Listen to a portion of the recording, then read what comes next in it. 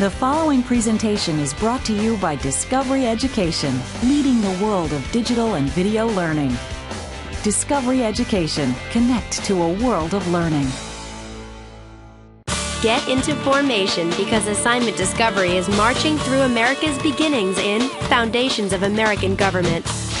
First, follow a group of experts as they recreate an event that sparked a revolution in the story behind the Boston Massacre. Then, take a look at the men involved in writing the document that freed the colonies from English rule, in writing the Declaration of Independence. Next, watch as representatives from the 13 colonies tackle the challenge of governing a young nation in composing the Constitution. Finally, explore how the colonists guaranteed individual rights and set limitations on state and federal power in establishing the Bill of Rights. Redcoats, revolutionaries, and the birth of a new nation, coming up next.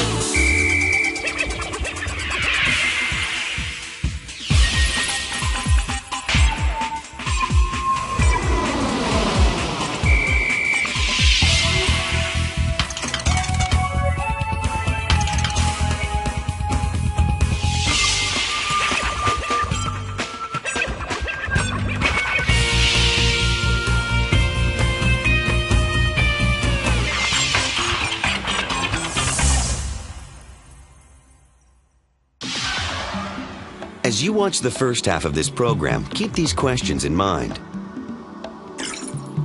What events helped trigger the Boston Massacre? How could a weak Declaration of Independence have affected the outcome of the Revolutionary War? Relations between Britain and the American colonies were tense in the early 1700s. But when British troops fired on unarmed colonists, the event known as the Boston Massacre became a milestone that marked the beginning of the American Revolution. How have important events in your life changed you?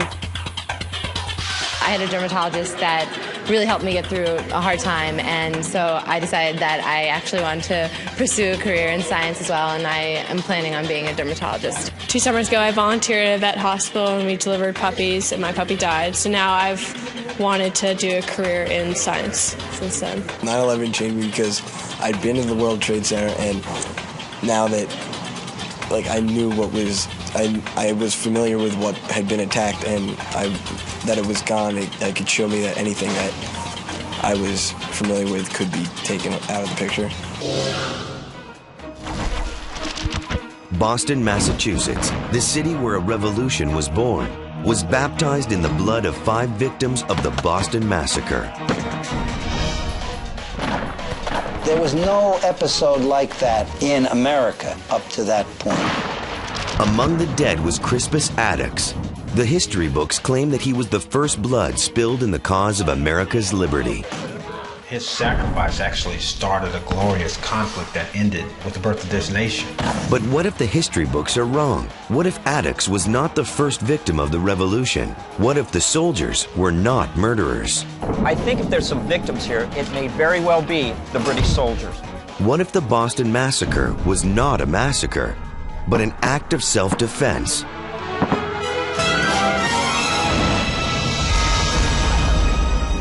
Now we refire the first shots heard around the world.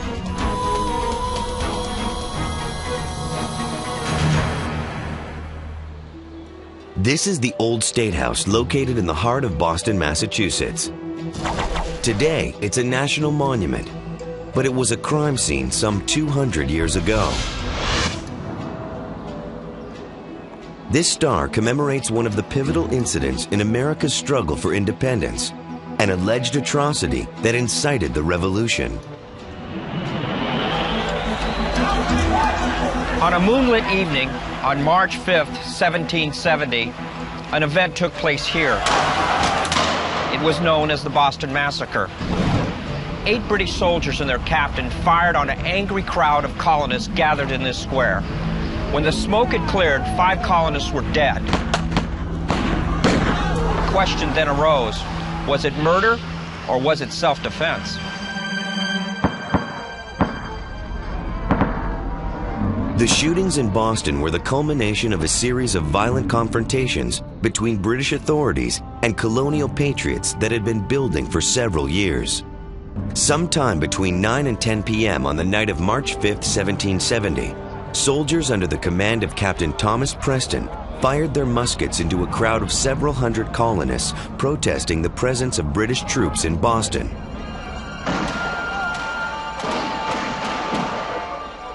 When the shooting stopped, 3 people were dead and 8 people were wounded, 2 mortally.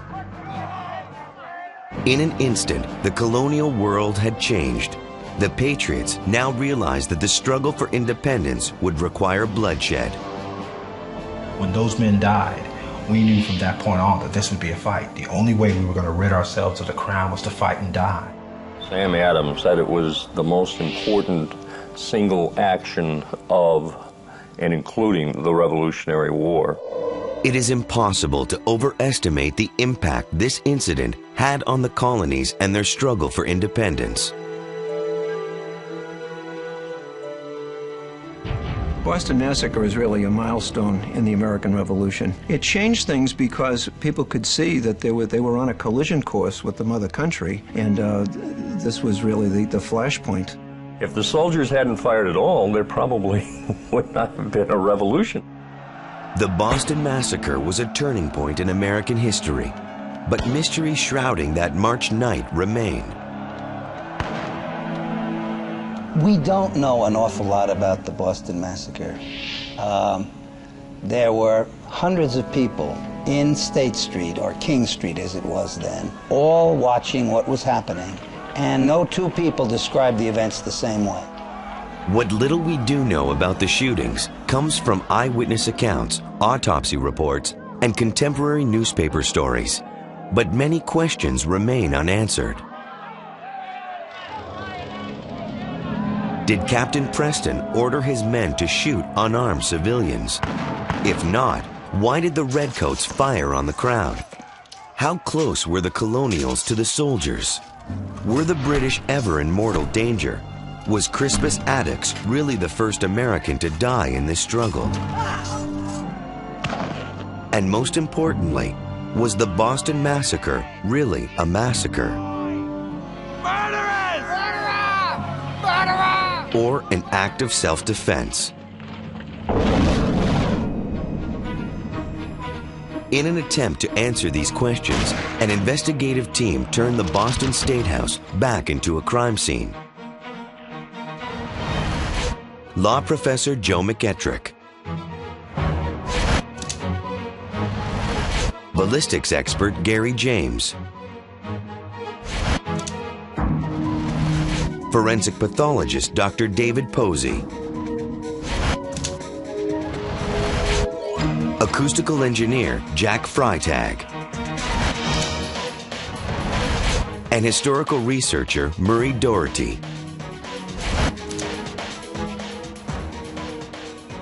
Our experts will reconstruct the events of March 5th, 1770 to determine the events that ignited the American Revolution. They will examine autopsy reports of the victims, eyewitness testimony, and subject a rare diagram of the scene to modern forensic analysis. What we hope to learn from this study is the truth of what happened at the Boston Massacre. Specifically, we're going to look at the murder site, because I think that the accepted history is not the real history here.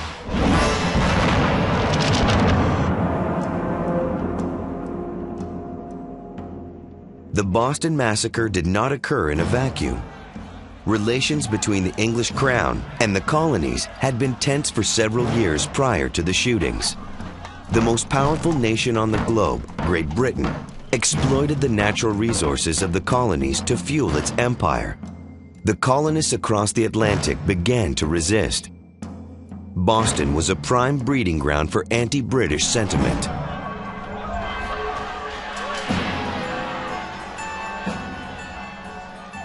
Geographically, Boston is a small town.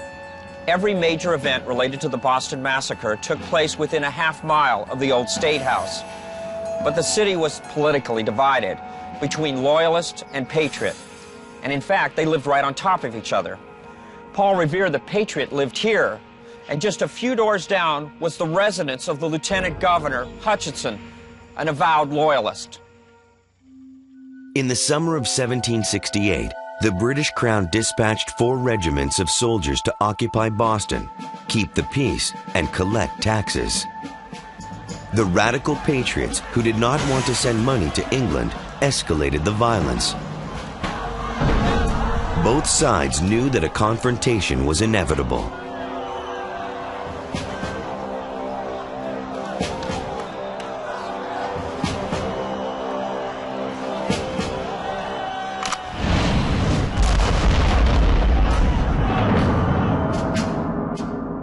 Everything most Americans know about the Boston Massacre comes from this engraving.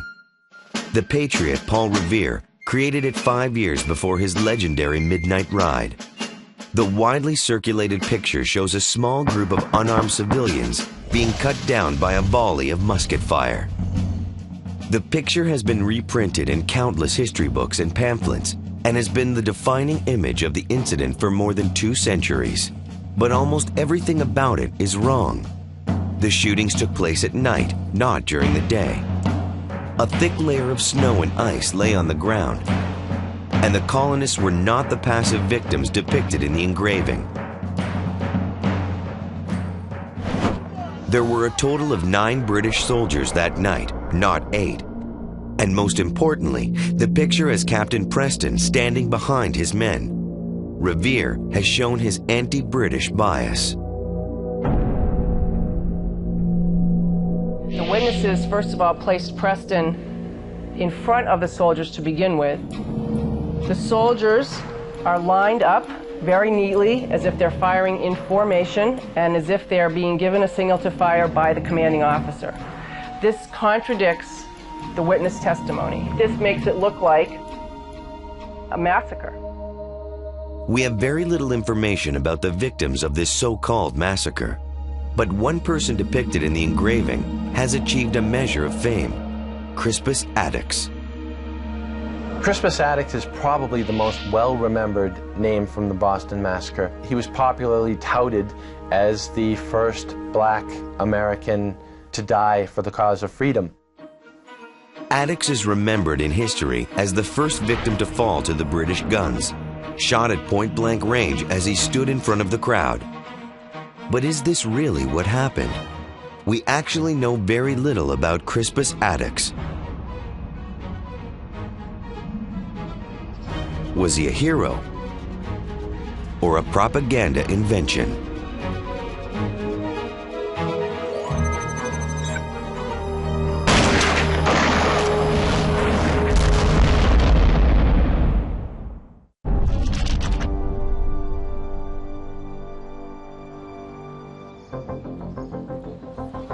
The investigation into the Boston Massacre begins here on Boston Common. To separate truth from propaganda, we asked actors to reenact the events based on eyewitness statements. We need this much space to make this line. Reenactments of eyewitness accounts may show us if the events were physically possible. When you come in as a mob, you're going to actually be close. We hope to discover where different sets of testimony agree and where they diverge. These bayonets are going to be down live steel. You cannot let your attention drift from the bayonets. The forensic team can focus on the places where the witness statements differ. Now bring him to the The shooting involved 8 British enlisted men and 1 officer. The actors portraying the soldiers have reproduced as accurately as possible the uniforms and weapons of the period, including this Brown Bess musket.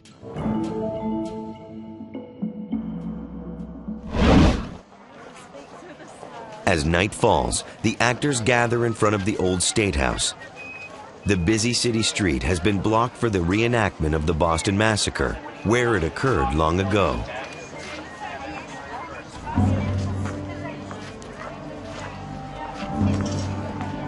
To the right above. Hey!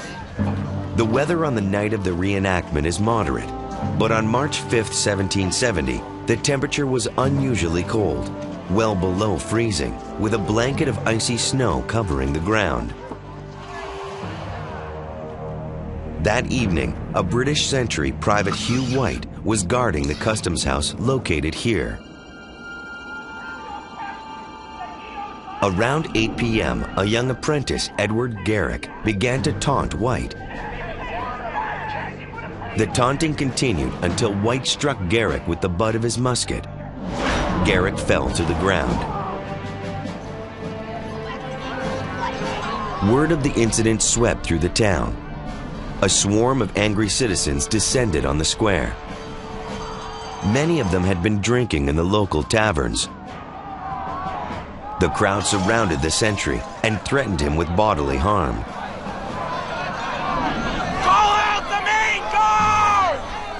While the entire town appeared to be erupting, Captain Thomas Preston was in the main barracks across the street from the old State House, close enough to hear Sentry White call for help. Call out the main guard! Captain Preston marched in with 6 privates and a corporal.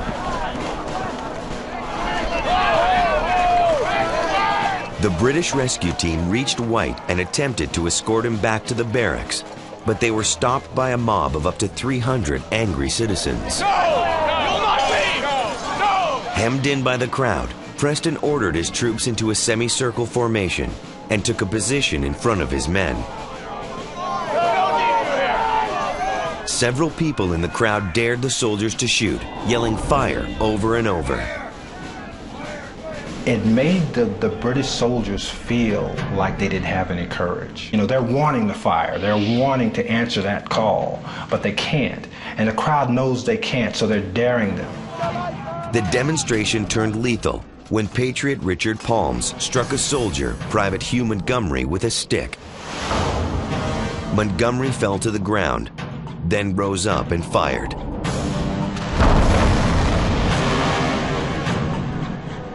The Boston Massacre began moments later. The other soldiers let loose a fusillade of musket fire. 11 colonials fell. Once they had fired, the mob retreated.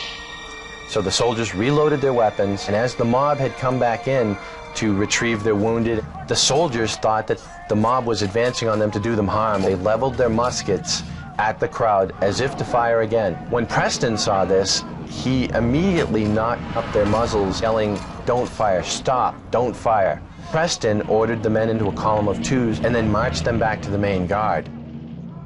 Paul Revere, Samuel Adams, and other Patriot leaders quickly claimed that the violent confrontation had been a massacre, a symbol of British tyranny, and they demanded justice. Captain Preston claimed that the shootings had been a tragic accident, but to no avail. On March 13th, Preston and 6 of the 8 enlisted men were indicted for murder. The lawyer defending the British soldiers was John Adams, the same man who would become America's 2nd president.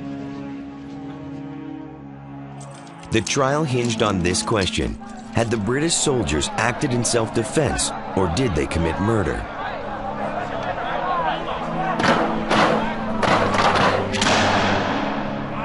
Most eyewitnesses agreed on the events leading to Richard Palms striking Private Montgomery and Montgomery firing his musket. Then the discrepancies appeared. When Montgomery goes down, there are other soldiers that are witnessing this also. They have to protect themselves, so what do? They fire back. They shoot into the crowd. Their intentions are to kill anybody. Their intentions are to get the crowd away from them. After Private Montgomery fired, some but not all of the remaining soldiers fired their muskets into the crowd. Some witnesses said that the time between the first shot and the barrage of gunfire was 15 seconds. Others said 2 minutes.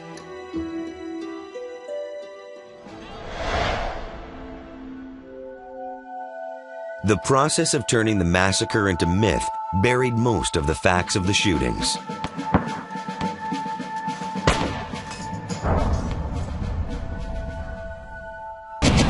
Before the shooting started, British Captain Thomas Preston stood in front of his men facing the crowd.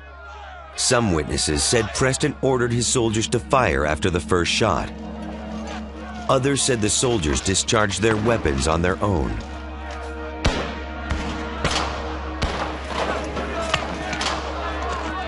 If Preston had given the command to fire, he could be held responsible for murder.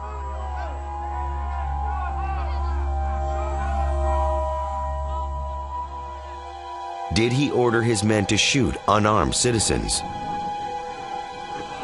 If he had his back to the soldiers, would his men have heard a command to fire? Acoustical engineer Jack Freitag turned the question around. Rather than ask if Preston ordered his men to shoot, his team will determine if the soldiers would have been able to hear the command. We're going to be doing an acoustic simulation of the Boston Massacre. We're going to see if the command had been given by Captain Preston facing the crowd, that is, with his back to the soldiers, and whether or not that could have been heard, again, in the presence of all the crowd noise. His team recorded sound in a variety of locations. They also examined maps of Old Boston to determine the exact dimensions of the riot area. According to eyewitness testimony, Captain Preston was standing in front of his men when the shooting started. Field recordings mixed together and played back in this acoustically perfect simulation room demonstrate what the soldiers would have heard that night if he had given an order to fire. We have 32 speakers in all the walls and ceiling and all. On each one of those speakers, we can put a different sound track. We can delay tracks between speakers to make sound sources moving. We can add reverberation, that is delay. We can make the room sound like a very quiet, dead music room with no reflections, or we can make it sound like a cave or a very large cathedral. Okay, so the way we set the room up is the soldiers are going to be over there, and then the crowd's on this wall. Okay, so all of these speakers are the crowd. Very good. And actually it's the surrounding, so we have speakers all the way around, but we don't really have anything coming out from behind us. Right. And here we go. Because eyewitnesses agreed that Preston was facing away from his men, Freitag will stand with his back to the rest of the team. He will give the command to fire as loudly as possible. All right. Looks good. He will see if Preston's men could have heard an order to fire, or if they might have mistaken the crowd's taunts for the command. Okay. So do we want to do the test with Preston? With Captain Preston, okay, yeah, so the second question. What you're about to hear is a realistic simulation of what the soldiers would have heard that night. So I'll be Captain Preston up there giving the command to fire, and you be the soldiers. We'll stand back here and listen. Okay, let's see what happens. Owie, there we go.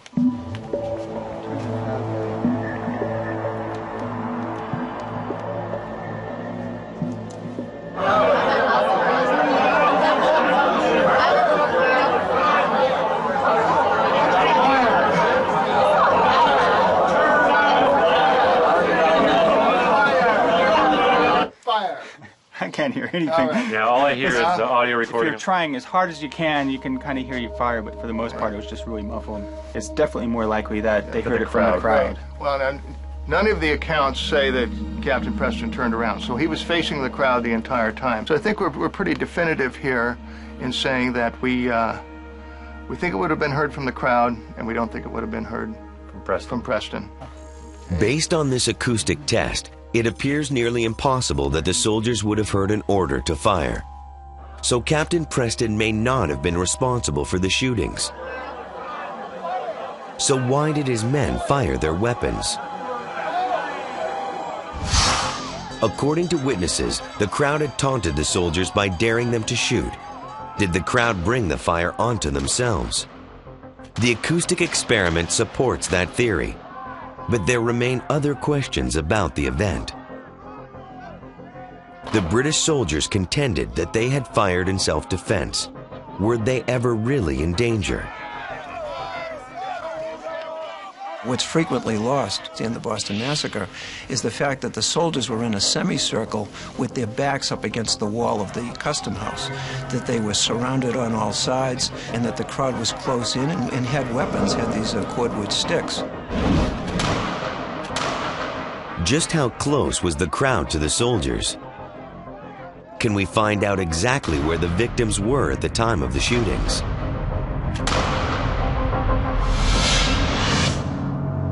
Today, in front of Boston's Old State House, a star is built into a median. Most people believe this is where the victims fell.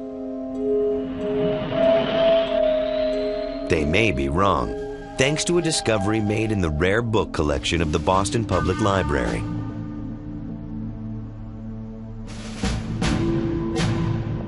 It's a diagram of the scene of the shooting, drawn by Paul Revere, the master propagandist. Oh, wow, look at this. A few days after the shooting, Revere made this scale drawing indicating the soldiers' location and where 4 of the 5 victims fell. He did not include Patrick Carr because at the time, Carr had not yet died. Even though his well-known engraving of the massacre is full of inaccuracies, this sketch is considered the most exact rendition of the scene.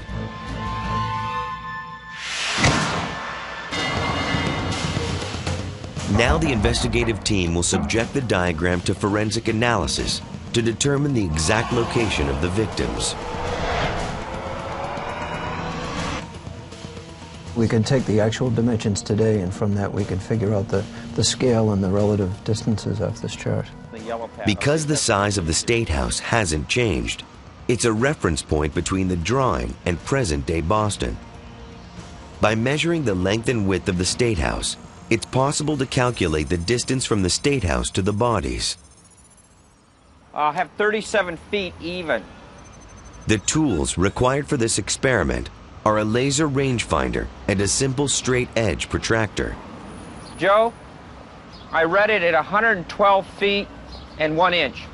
So it looks like almost some of our bodies out here are about 120 feet. Roughly 120 feet, right, and you could even take it off this. In Paul Revere's sketch, Samuel Maverick and James Caldwell were more than 180 feet from the soldiers. That places them at the back of the crowd on the opposite side of the street. The next task is to triangulate the location of Gray and Attucks. The sketch places them in front of the soldiers. That's the approximate position for Gray, since he was further from the soldiers, and Attucks was very close in, so Attucks would be pretty much, according to the diagram, would be very close to Gray. Right here. Right there. The Revere diagram and the triangulation of the bodies' locations indicate that the star commemorating the massacre is placed incorrectly. Some witnesses claim that the British soldiers loaded their weapons with 2 balls, one atop the other in the barrel, to inflict more damage on their targets. Is it possible that some victims were shot by 2 musket balls at the same time, fired by the same soldier?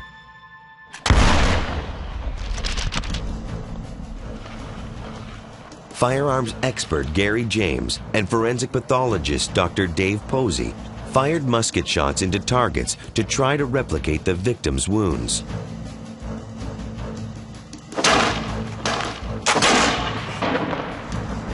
The ballistics expert used a special reproduction of a British musket from the period. It's an exact copy. It's as close as you will ever get to an original early pattern first model Brown Bess. It's an absolutely gorgeous job. According to the autopsy report, Crispus Attucks sustained 2 wounds in the chest that were at least 8 inches apart. The first ball has a wound path which would be described as a front to back in downward path. And then the second ball comes in and also has a right to left in front to back and also slightly downward trajectory and appears to pass directly through his body. The first test attempts to estimate Crispus Attucks' position in the crowd from the Revere diagram and determine exactly how he was killed.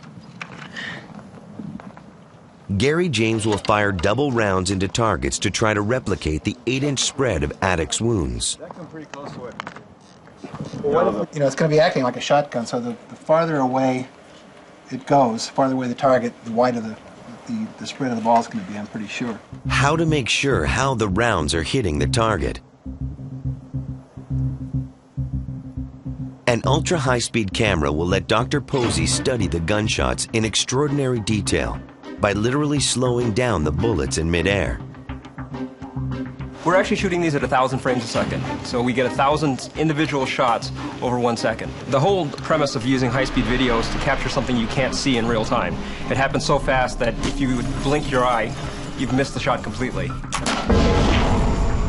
In 1770, there was a very real danger that the barrel of a double-loaded musket would burst if not properly loaded. Today, that danger is just as great. James has never fired 2 rounds from the same musket at the same time. He does not know exactly how the gun will react to the double load until a shot is actually fired. We end up only doing this once today, we'll see. It could be decidedly unpleasant. Because if you get an air chamber in there, one ball separating from another, you can blow the barrel out.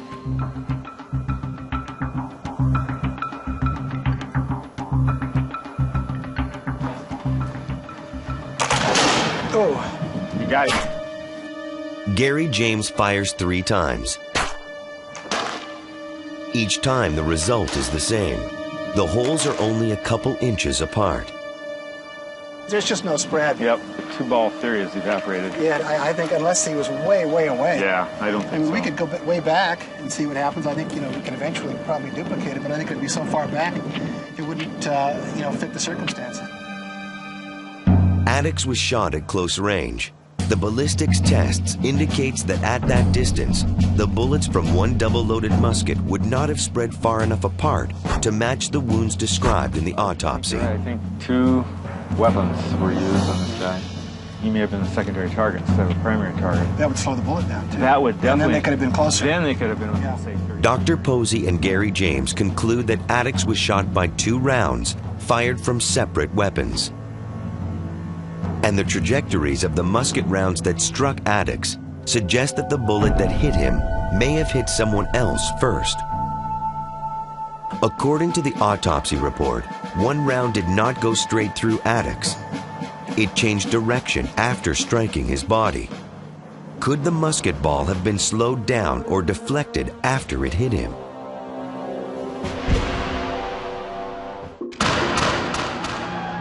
Our investigation into the Boston Massacre has shown that much of what we were taught about this pivotal event in American history is wrong. The massacre was riot. The Colonials were a rowdy mob armed with clubs and rocks. The British soldiers did not fire a volley in unison, and Captain Preston could not have given the order to fire. In fact, the crowd's taunts may have brought the fire on themselves. But how did history record the verdict? Were the British soldiers justified in firing on the crowd? Captain Preston and the 8 enlisted men were charged with murder.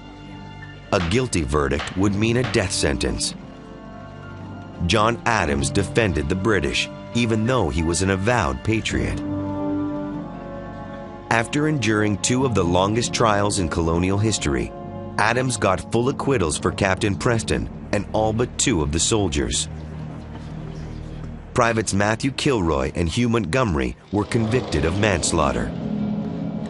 Preston was acquitted because there was certainly room for a jury, a reasonable jury, to conclude that there's conflicting evidence here. With respect to the soldiers, the question there seemed to become, were these soldiers acting in self-defense? Could a reasonable person fear for his life or fear serious physical injury under those circumstances? So Adams was able to convince the jury that there wasn't sufficient evidence with respect to 6 of them, and with respect to the other 2, that there was severe provocation and that a reasonable person would have used deadly force to protect himself. Adams won Captain Preston's acquittal, not by the weight of evidence, but by his skillful legal maneuvering. He outwitted the prosecution by selecting a jury of loyalists who would vote to acquit. The defense was careful in the way that a modern attorney would be today in terms of jury selection. They had assistants who looked at the background of each of the jurors, and so they used those challenges wisely and came up with a panel that they had a great deal of confidence in.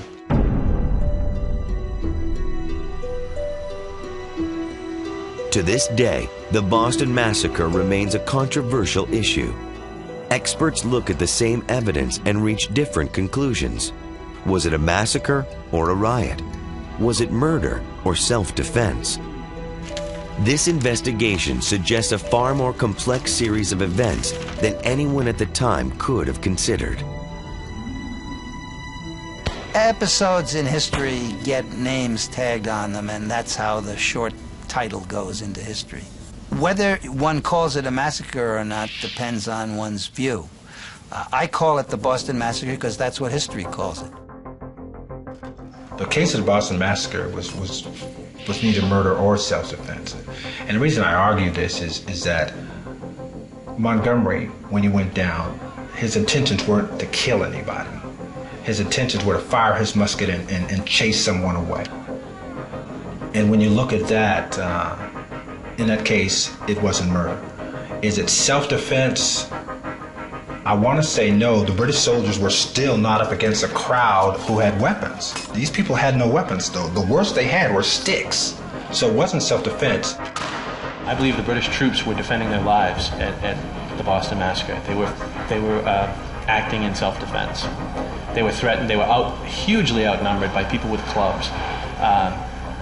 If you don't think that someone with a club can kill you or throwing chunks of ice can kill you, then you need to readjust your view of reality.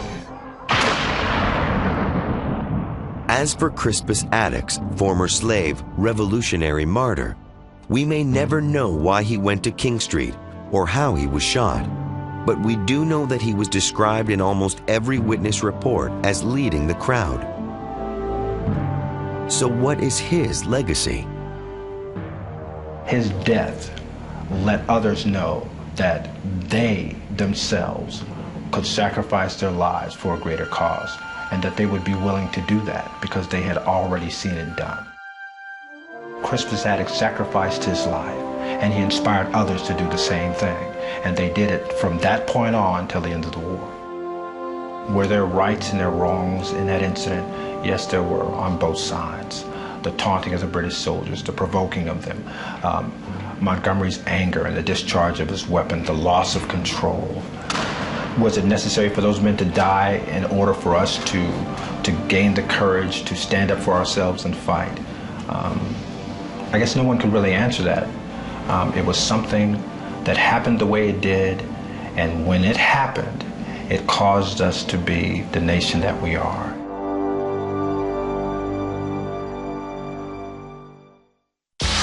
Did you know? Some accounts claim the Boston Massacre started when young boys began throwing snowballs at British soldiers. Soon after, a crowd gathered, and the rest is history. For a while, few colonists saw a need to get rid of British rule. But as fighting between redcoats and militia continued, many more began to feel that independence was crucial. Representatives handed the young Thomas Jefferson the task of drafting our nation's first great document. What does independence mean to you? To me, independence means that you're able to do what you want to do without government interference. We can live and be the people that we want to be without having too many restrictions. Independence really means like freedom within yourself, being able to do what you want, more making your own choices, making your own mistakes. When you're able to think on your own, you don't have to depend on others to give you ideas or what to do. You have your own mind. If there are cliques at school, you don't have to always be part of the clique. You can always be by yourself. Independence is the freedom to be yourself and to act the way you want to, and just to know that you're not conforming to a society, and just knowing that you can be yourself and not. During the late 1760s, resentment against British rule began to grow in colonial America. Taxes imposed by Britain sparked angry protests. These disputes soon turned violent and led in 1775 to the first battles of the American Revolution. Despite the fighting, few colonists openly called for independence at first. Only 1/3 of the colonists wanted a rebellion, another third were against it, and the remaining third were indifferent. But public opinion began to shift, helped in part by a pamphlet written by Thomas Paine, an Englishman recently arrived in America. Paine had difficulty finding a typesetter to print his work, as it would be considered treasonous. Finally, in January of 1776, a rebel printer published it. The pamphlet was called Common Sense. In its 47 pages, Paine made the case for independence by attacking the idea that Britain's king should rule the American colonies. Common Sense was read aloud from street corners and pulpits and in taverns, parlors, and schools. On June 7, 1776, a member of the Continental Congress meeting in Philadelphia voiced the idea of independence. Richard Henry Lee, a tobacco planter from Virginia, rose to offer a resolution. That these united colonies are free and independent states. That they are absolved from all allegiance to the British Crown. Congress appointed a 5-man committee to draft a Declaration of Independence. The members included Benjamin Franklin and John Adams. But none of the senior members wanted the job of writing it. They believed the document itself would be an historical footnote, a technicality. As a result, the task was given to the committee's youngest member, 33-year-old Thomas Jefferson. Working for 2 days and nights in his second-story rented room, Jefferson bent over his portable writing table and produced the first draft of the most enduring protest document in the history of the free world. Jefferson's magnificent words were not wholly original. He borrowed from fellow Virginian George Mason, who in turn had borrowed from the 17th century British philosopher John Locke.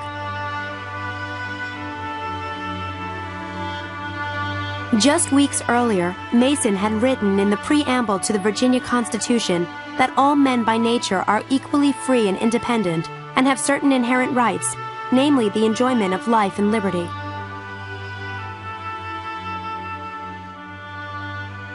There's nothing new in the Declaration of Independence. If its arguments hadn't been familiar and understandable, it wouldn't have been a very powerful document of justification. After 9 hours of heated debate, Congress passed the resolution for independence. 13 separate English colonies now called themselves the United States of America. The vote for independence came on July 2nd, 1776, a date John Adams was certain would go down in history. 2 days later, on the 4th, the delegates approved the text of Jefferson's Declaration. About a month later, a formal copy of the Declaration was ready to be signed by all the members of Congress. The President of Congress, John Hancock, was the first to sign the document. In fewer than 40 words, Jefferson defined the ideals of the newborn nation in the Declaration's opening words. We hold these truths to be self-evident, that all men are created equal, that they are endowed by their Creator with certain unalienable rights, that among these are life, liberty, and the pursuit of happiness.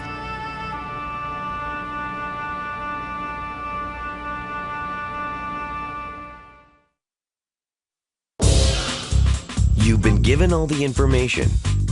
Now it's your turn to discuss the questions. Take a moment to talk about the following. What events helped trigger the Boston Massacre? How could a weak Declaration of Independence have affected the outcome of the Revolutionary War? If you'd like to learn more about what you've just seen, go online or check out these books at your local library.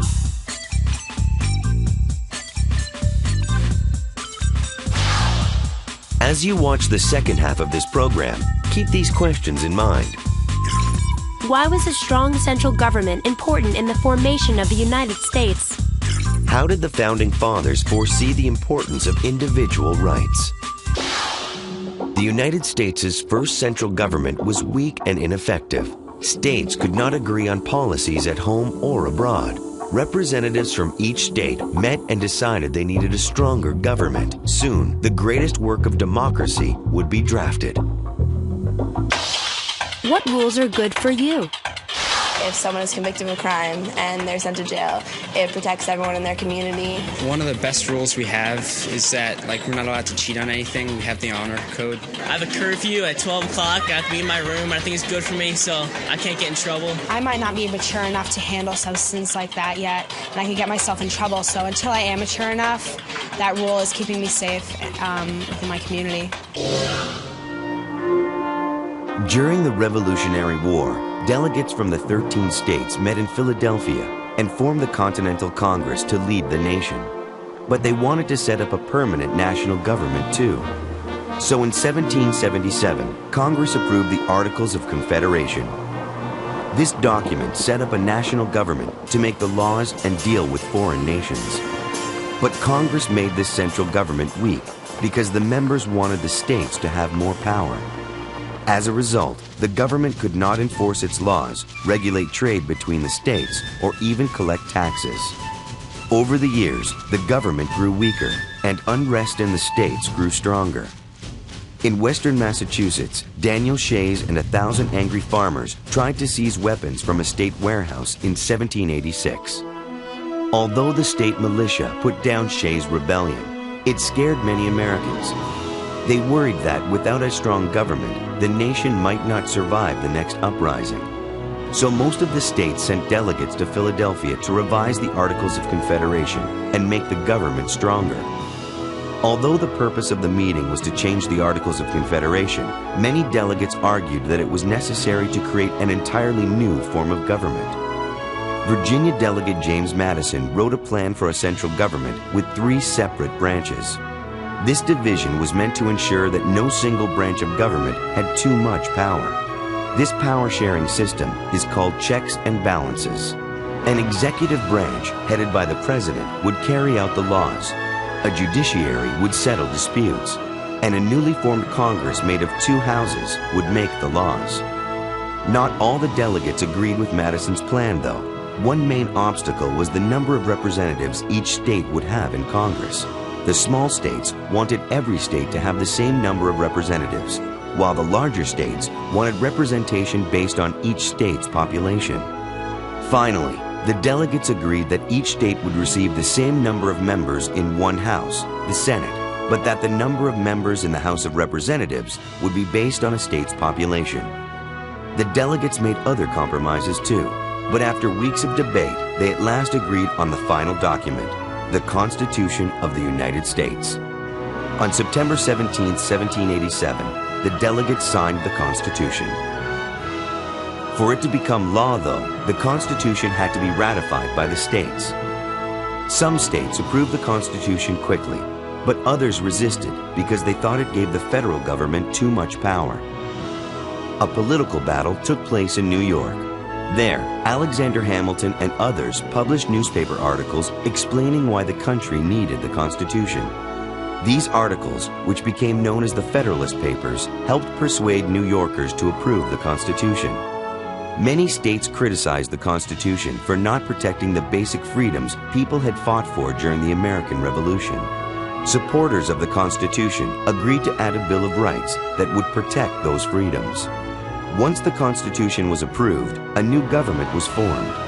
It approved the first 10 amendments of the Constitution. They became the Bill of Rights, which guarantees freedom of speech, freedom of religion, and many of the other rights that Americans enjoy to this day. Did you know? Only 12 of the 13 colonies sent delegates to draft the U.S. Constitution because Rhode Island did not send any representatives. The citizens of Rhode Island felt that a constitution would strengthen government power and weaken individual rights. The Constitution framed the mechanics of the working government, but it did not mention individual liberties. Many states would sign the document only if individual rights were addressed too, and so the Bill of Rights was created. What rights do you enjoy as an American? In America, I enjoy the rights to freedom of religion. Still being a minor, I can't exercise all my rights yet, like including the right to vote. I think that it's really important that we have freedom of press. The freedom that I enjoy the most is the freedom of speech. For example, I can be in a classroom. I know that everyone will be respectful of my views. Well, me, myself, I was born in Mexico, and we didn't have freedom of speech there. So, and like came over here and it was a big change and I loved it. The United States has so many freedoms in which they accept so many different people of so many different backgrounds. And that's something that you have to cherish. While the American Revolution was still being fought, the Continental Congress created a blueprint for a new national government. The plans they created were called the Articles of Confederation, and they were adopted in 1777. But 10 years later, many Americans felt that the government formed under the Articles was too weak and needed to be improved. Delegates from several states met at the Constitutional Convention of 1787 to change the Articles. But they soon began considering an entirely new framework for the government. After many weeks of debate by the convention members, they agreed on a final document, the U.S. Constitution. The Constitution called for the new government to be split into 3 branches: the executive, which would carry out the laws, the judiciary, which would settle disputes, and the legislature, which would make the laws. Although the convention members had agreed on the Constitution, the states needed to approve it before it could be ratified. Beginning in September 1787, the states held debates about whether or not to adopt the Constitution.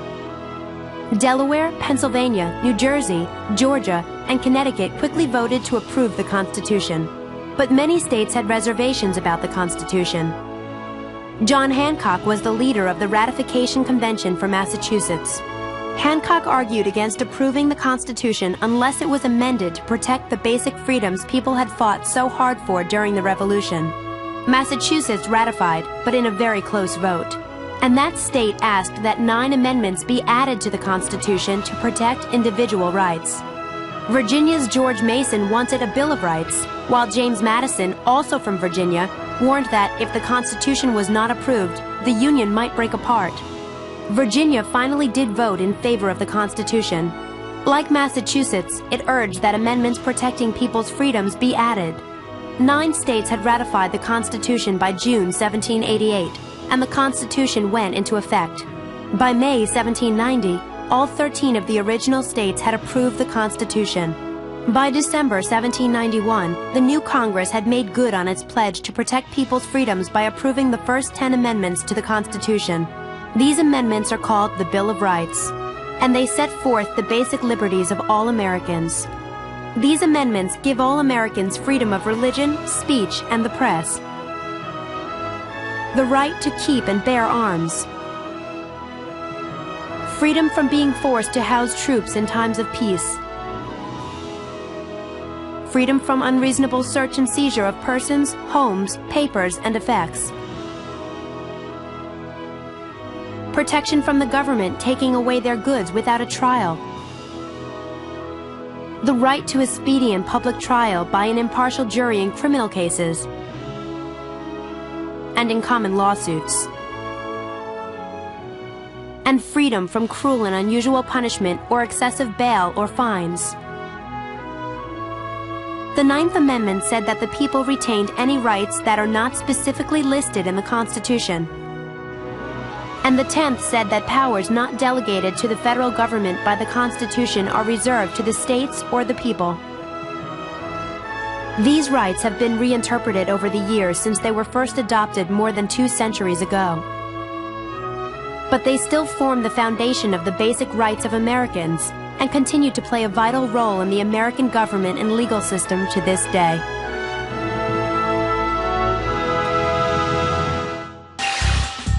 You've been given all the information.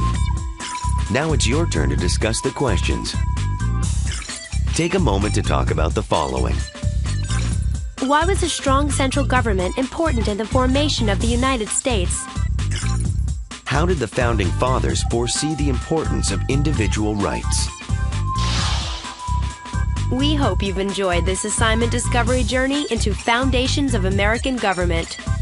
If you'd like to learn more about what you've just seen, go online or check out these books at your local library.